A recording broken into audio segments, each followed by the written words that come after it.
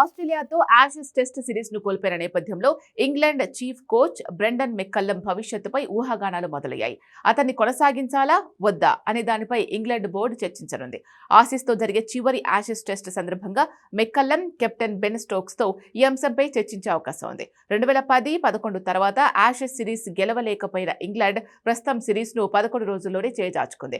Aussies top బౌలర్లు Hazlewood, Cummins లేకపోయినా England batting కుప్పకూలింది. Bowling లోనూ ఘోరంగా ఫెయిల్ అయింది. దీంతో మెక్కల్లమ్ బజ్ బాల్ స్ట్రాటజీపై తీవ్ర విమర్శలొచ్చాయి. పరిస్థితులకు అనుగుణంగా వ్యూహాలు మార్చడంలో మెక్కల్లమ్ విఫలమవుతున్నారని ఈసీబీ భావిస్తోంది. ప్రారంభంలో టెస్ట్ జట్టు కోచ్గా వచ్చిన మెక్కల్లమ్ ఒప్పందం 2027 వన్డే వరల్డ్ కప్ వరకు ఉంది. గత ఏడాది వన్డే రికార్డ్ 4-11 యాషెస్ ఓటమి నేపథ్యంలో అన్ని ఫార్మాట్లలో కోచ్గా కొనసాగించాలా వద్దా అని ఈసీబీ నిర్ణయించనుంది. అయితే ఈ ఏడాది టీ20 వరల్డ్ కప్ కు టైం ఎక్కువగా లేకపోవడంతో ఇప్పుడున్న పరిస్థితుల్లో కోచ్ను మార్చే ఛాన్స్ ఉండకపోవచ్చని కొన్ని నివేదికలు వెల్లడిస్తున్నాయి. ఇదిలా ఉంటే పలువురు ఇంగ్లాండ్ మాజీలు మాత్రం మెక్కల్లమ్ను హెచ్చరిస్తున్నారు.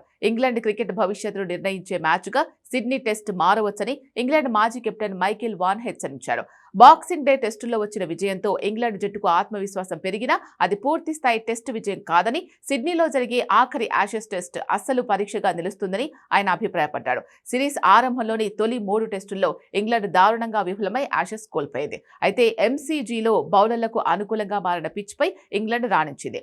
ఆ మ్యాచ్లో మొత్తం 36 వికెట్లు పడగా అన్ని ఫాస్ట్ బౌలర్లకే దక్కాయి. 2 రోజుల్లోనే మ్యాచ్ ముగియడంతో అది నిజమైన టెస్ట్ క్రికెట్ కంటే లాటరీలా అనిపించిందని వాన్ వ్యాఖ్యానించాడు. సిడ్నీలో భారీ ఓటమి ఎదురైతే లోతైన ఆత్మ పరిశీలన అవసరమన్నాడు. కొన్ని తప్పులు జరిగాయని అంగీకరించకపోతే ముందుకు వెళ్లడం కష్టమని చెప్పాడు. అతి వేగంగా మార్పులు చేయడం సరైన మార్గం కాదని అభిప్రాయపడ్డాడు.